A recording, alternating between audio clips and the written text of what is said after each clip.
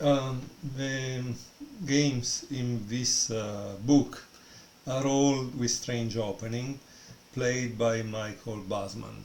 I like to show some of them, partly because they are creative, partly because, in my opinion, the reality is when a strong player, like international master level, plays also a strange opening, it can practically unsettle the opponent, or in some cases just give a kind of advantage, right, to the opponent. In fact, today we don't play handicap games, but I have seen Magnus Carlsen playing against 2600 in a blitz game or bullet game, and he played the first 4 or 5 moves, giving practically 5-6 tempi to the white player, and he still beat the 2600. So it's kind of interesting. In any case, this is the last game of the book. It's Basman against Bellinjana. He played in Surrey, Staffordshire in 2011.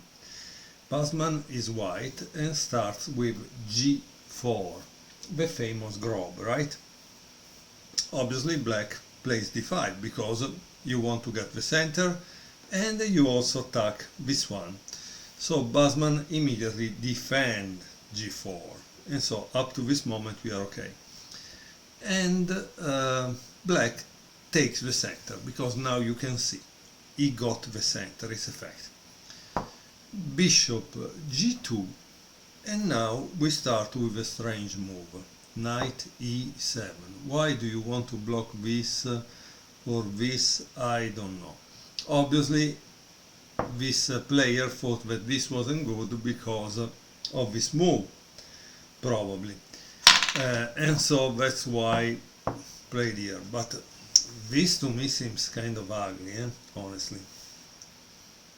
C4, and here we see right away that white is chipping immediately at black center. So this could have been also a completely different opening, right? Because that's the reality. Sorry, just to show you. C4, E5, right? And now you can play H3. This can play Knight E7, G4, D5, Bishop G2, the same, it doesn't change. So we see that in any case the expert player can also transpose into an English opening with some strange fianchetto variation. D takes C4, Knight A3. This Knight F3 is possible because black played this, otherwise it wasn't so good. Knight G6, Knight takes C4, Bishop E7, D3, and so Basman is opening another diagonal, right? Knight D7, again, this strange move because it blocks this inside, it doesn't make much sense. Knight F3, C6, and here we have a diagram, solid enough at fourth side, but in effect giving white a chance to stir up trouble. Okay, let's see how white stir up trouble. H4, Knight takes H4, Knight takes H4, Bishop takes H4, boom, Knight D6. As we can see, that C6 didn't make any sense. And notice how everything here is blocked. I don't know, doesn't seem good, right? King F8, and now white plays Queen B3.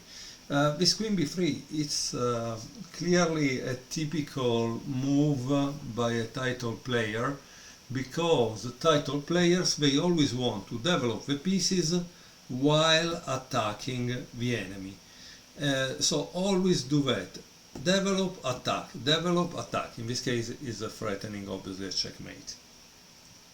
Okay, so queen f6,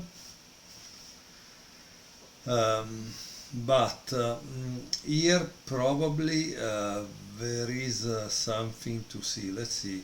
If he played queen e7, that's interesting, right?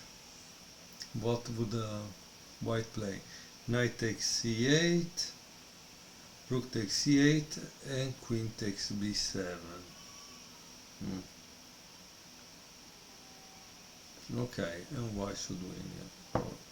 Okay, so he played queen f6, and now white returned back with knight e4, queen e7, g5,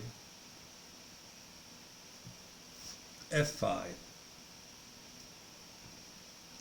And here it says escaping the complications, but with a black eye. Rook takes h4, f takes e4, bishop e3, e takes d3, queen takes d3, knight b6, and now white plays an interesting move. What is this interesting move? It's queen c2. Why this move is interesting? Because it's threatening bishop c5. Okay? But maybe it's even more interesting. It could be that white is trying to control the dark squares, because white now has the bishop here. Okay? So king g8, bishop c5, queen f7, bishop e4, g6, castle. As we can see, white is playing with 2 pieces more, because this is still not developed, and we are at move 20, sorry, we are at move 20, 21, and this is not developed. This is not developed, so I'm sorry, it's not really great. Finally, black plays bishop e6,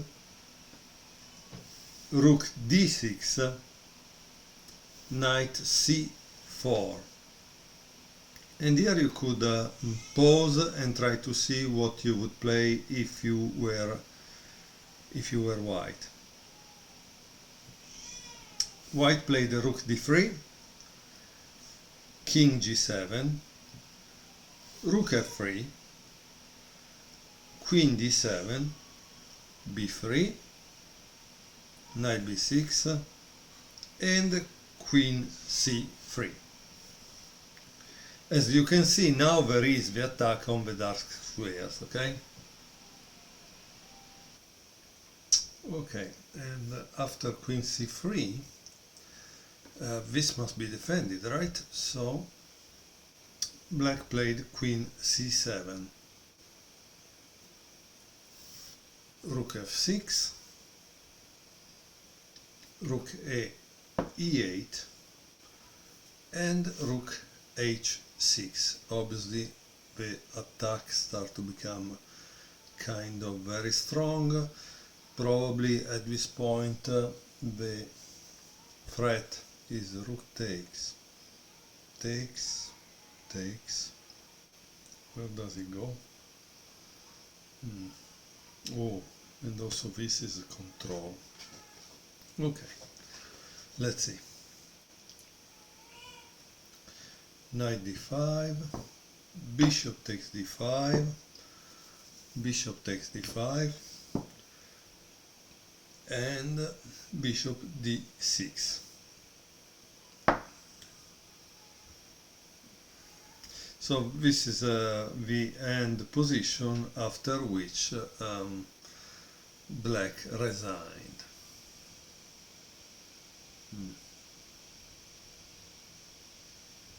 Yeah, it's a beautiful game. Obviously, now it's to black that can obviously move the queen here, but then at that point this is gone, right? And it's a problem because this is the next target.